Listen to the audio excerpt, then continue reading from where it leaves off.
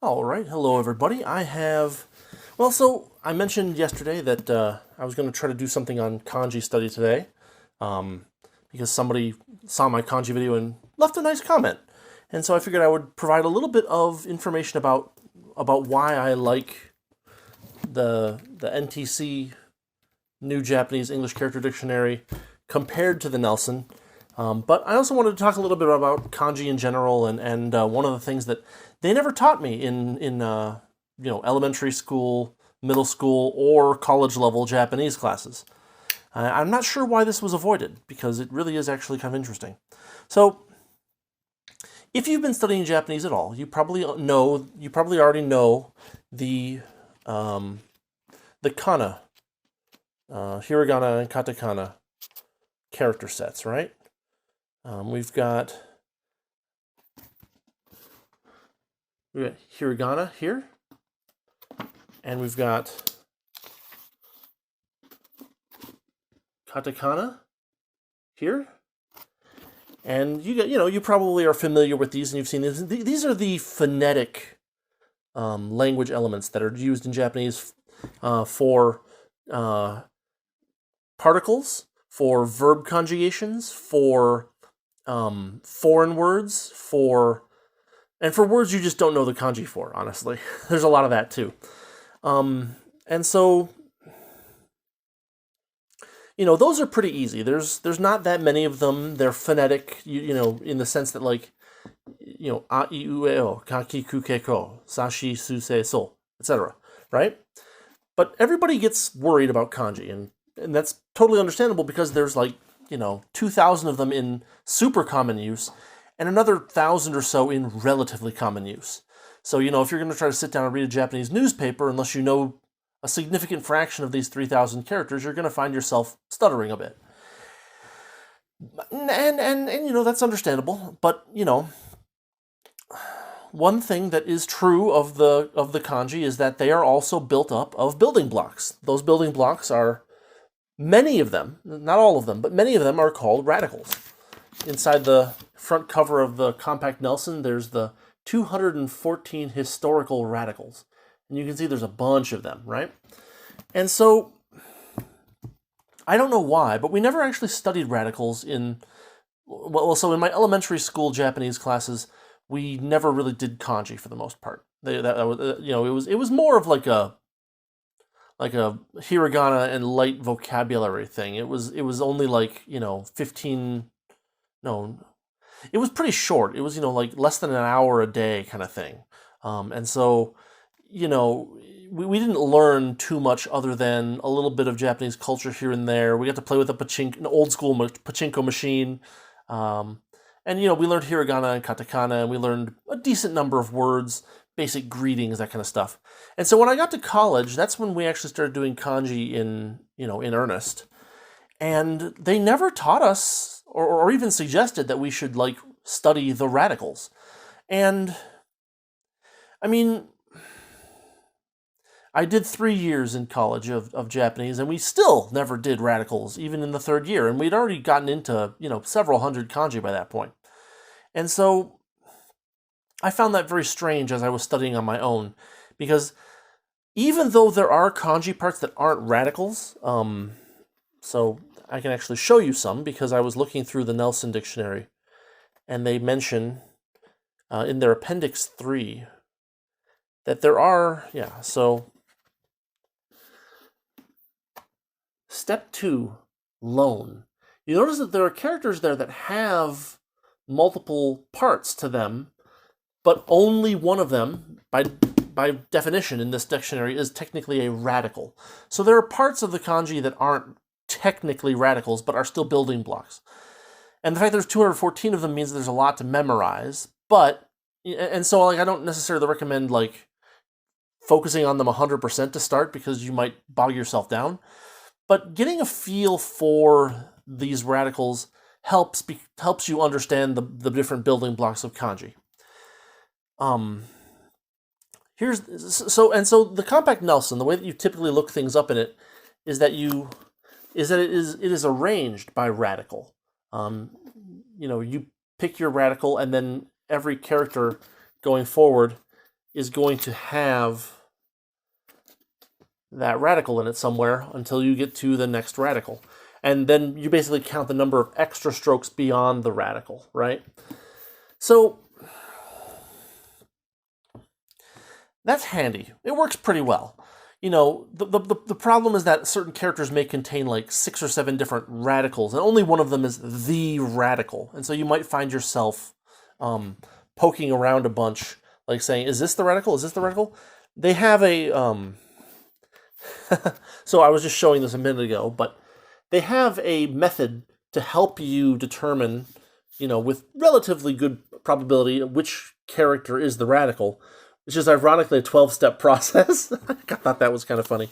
But it's like all lone enclosure, left, right, top, bottom, northwest, northeast, southeast, southwest, and inside. And it's kind of the order of operations, which, you know, it can be...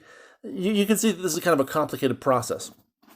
And because it's kind of a complicated process, and because there's 12 steps, it means that each step you're not shaving off a large number of kanji from the possible pool that you're looking through to try to find the one you want, right? And so, and you know, there are examples that are funny examples, right? Like if I look at page 109 in this dictionary, right here,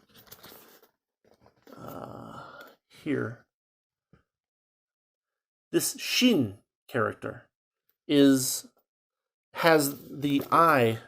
So we're can I get it to focus on the page?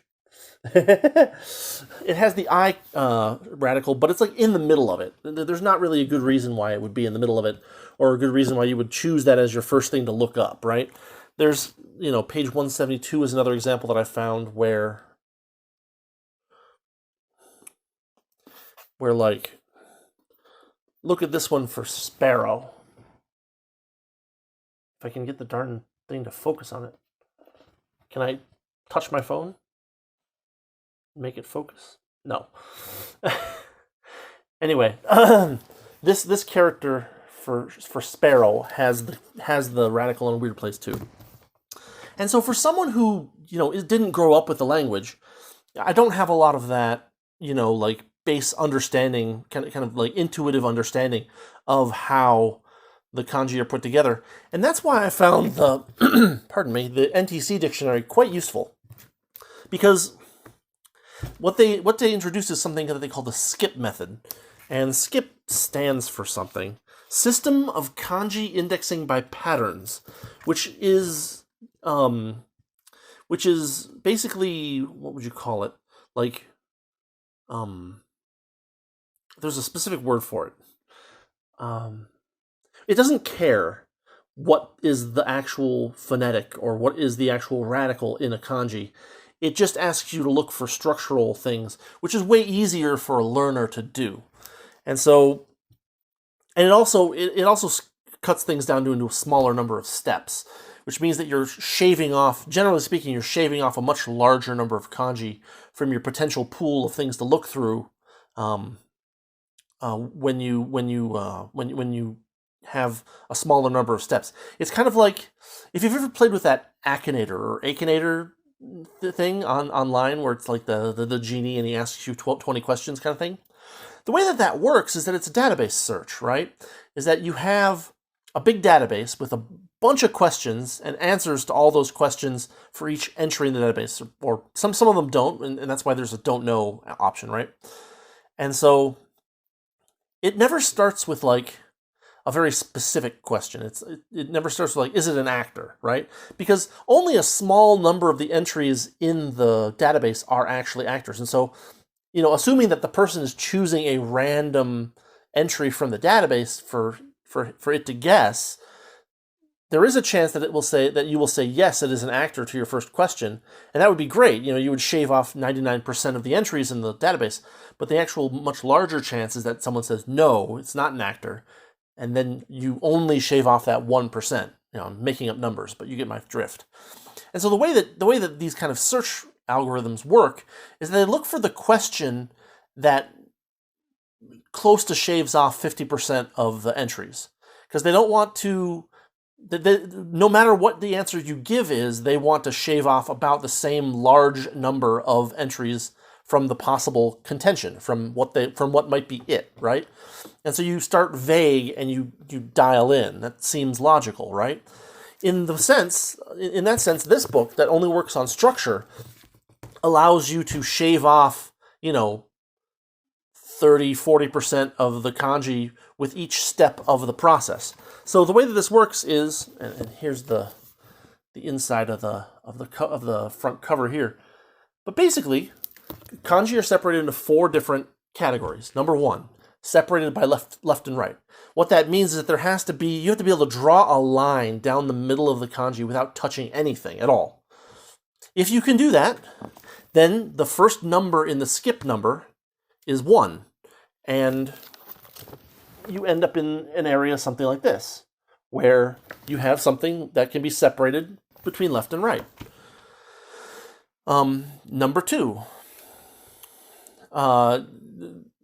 is the kanji separated into top and bottom. Again, you have to be able to draw a horizontal line across the whole kanji without touching anything. If so, then you're in category 2. It's worth noting category 1, category 1, category 1, category 1. Okay, we're finally in category 2. So category 1 is about 50% of the kanji in this book, right? But then we get to category 2. And category 2, you have a line over the top of stuff like that. And, later on you end up with, a large number of characters above the other thing, something like that. And so, that's number 2. Number 3 is enclosure. Is there something all on the outside and something else all on the inside for the kanji? If so, then it might be a type 3 kanji. And then finally, type 4 is for kanji that don't match that pattern, that don't match any of those patterns. And so step 1, you've already, if you pick 1, you're already removing 50% of the kanji from the running. If you pick 2, you're kicking, probably 70% of the kanji out of the running. If you pick 3, it might be more like, 85%, and then part 4 is like another 5% or something like that. Like they're not equally sized, but they're structural, and the things that any person looking at the character can look at and think about without having to know the details of the language. After that, what you do is you choose if it's a left, if it's a left, right, or top down, or up down, or a what do you call it?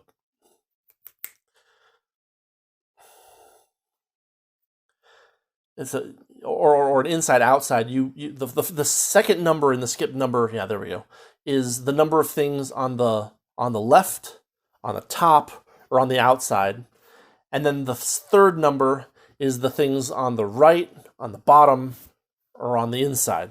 And so now you just have to count strokes, which can be hard with small kanji or kanji that are written poorly, but it's generally not too bad.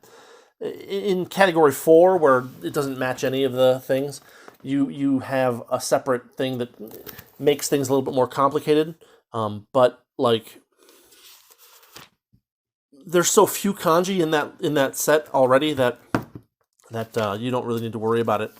Plus, there are almost none of the really, really large stroke count kanji that are in category 4, where there's no dividing line. It goes up to 9, 12.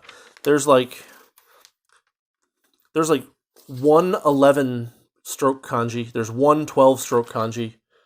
There's a couple of 13s, 114, and that's it. So yeah, when you get to the high stroke count, it's almost never going to be in a 4, so you don't need to worry too much about that. But anyway, another thing that's cool about this book is that it has, if you classify something incorrectly, it might still be in there, so you can see, this is I need to go over here. So this is a really good book, and that's why I use it, because it doesn't require knowledge of all the radicals, because I just have to look at a character and I can just count strokes, and I can look it up in this relatively easily. It has, when I make mistakes in my classification, it often has the kanji there anyway. It's like, no, go here, idiot. And I'm like, oops. So that's why I use this dictionary a lot more than I use the Compact Nelson. as I learn the language better, right, I'll probably end up using the Compact Nelson more frequently. And also the Compact Nelson is way easier to carry around if you need to carry around a dictionary, right? So, I just kind of wanted to give like a little 20-minute thing on these two dictionaries and their methods, because I did mention both of these in my previous video. This is technically an abridged Compact Nelson, so there's a full new Nelson, and there's actually, if I remember correctly, there was like a, what do you call it? There's like a controversy where there's like a new lookup system in the new Nelson that like they tried and it didn't work, and then they went back, I think. So you need to watch out. If you're going to get a copy of the Nelson, make sure that it has standard lookup methods in it and isn't doing something goofy. I can't. That's just something that I remembered just this moment. So I didn't do any research on it for this video, unfortunately. There are some minor downsides with the skip method, like in category 3, where there's outside, inside. Category 3 with 3 strokes in the outside is huge, because there are some radicals that only appear in that capacity as a 3 stroke radical that is also an enclosure. And so, like, if you're looking for those, you might spend a little bit more time flipping through things, looking for it, because there's just so many in that category compared to all the other little categories, right? Like if you have a 337, 337 is probably going to be larger than like 237, just by sheer nature of the way that some of these radicals happen to have 3 strokes and also be enclosures. So yeah. One thing I'll also note is that the skip method, if you recall, I mentioned the Jim Breen's World Wide Web Japanese Dictionary website. The kanji lookup there allows you to do both. You can either look up by radical, you can look up by skip number, and you can even look up by kanji part, which includes things that aren't radicals in the list of things that you can like checkbox and say, oh, it has one of these, and it has one of these, and it has one of these. And so, like, getting to know kanji and getting to know how they're structured and getting to identify them quickly is something that you can do easily without having to know that many kanji, right? You can just be like, oh, I'm going to look this up. Or you don't even have to necessarily look it up. You could just look at something and say, oh, this is a skip 431, this is a skip 236, this is a skip 147, things like that. And that could be relatively easy. Similarly, for for looking up things using the Nelson method, you can try to identify phonetics and see if you're right. You can memorize their 12-step method and work on that as well. You can, and of course it does help to learn as many of the radicals as you can, because they are, once you know the radical, it becomes much easier to memorize kanji that have that radical in it, right? Because you're like, oh, this is the I radical with the knife radical. I don't even know if that's actually kanji, but it might be. And so you can memorize particles that way with mental concepts that are like words instead of like, it looks like a squiggle that does this thing. So yeah, that is my quick 20-minute intro to the different dictionary methods of kanji, kind of like a, not a kanji learning 101, but like a kanji lookup 101, because you're going to want to know both of these methods eventually. The skip method, because it's really good for things that you're unfamiliar with, and because it doesn't require any detailed knowledge of the character itself. You can just look at its structure and know where to look in the dictionary. And the Nelson method, because it is, number one, because it encourages you to learn the radicals, which is, like I said, going to be helpful. And number two, because it's actually closer to how a lot of kanji dictionaries are going to work. They're going to want you to point at particular bits of the character and say, it's a character with that in it. And so, getting used to this kind of thing is going to be good too. It's actually really funny, real quick little thing here. Let's see if I can find it real quick. There's Appendix 7, Tips for Speed. Yeah, hints for speed, sorry. Appendix 7, hints for speed. Quote, spinning the pages of this book, which has been made strong and flexible for this very purpose, will often get you to your character almost immediately. With practice. But, like, you know, they mean doing that and there it is, right? So, you know, it's funny that they deliberately designed the book to be strong and flexible so that you can flip it like that. But anyway, I think that's what spinning the pages means. I don't know. I guess I gotta go look at a different dictionary for what the definition of spinning the pages is, because that's an idiom I haven't heard like in that particular form. Anyway. All right, so that is kind of my super basic introduction to how to look up kanji in dictionaries. You know, I might do more on like how I learn kanji and what my methods for learning kanji are later. You know, if that sounds like something good, something you'd like to hear about, drop a comment in or something like that. Other than that, I'd say we're good for today. I hope you found this a little bit interesting, a little bit enlightening. You know, as someone who studies this stuff kind of on my own, my methods are probably a little bit unconventional sometimes. So, you know, they work for me. Maybe they'll work for you. Maybe not. You know, actual instruction in these things is often helpful as well. But that's what I've got for today. If I do more Japanese stuff, I might do something a little bit different, like a look at some of the books that I use for study as well. But anyway, that's kind of where I'm at right now. Yeah, if you're still here and you want to support the channel, if you like what I'm doing, you know what to do. And I will say happy Tuesday. I don't know. Thanks for watching. Thanks for listening, and have a good week. See you later.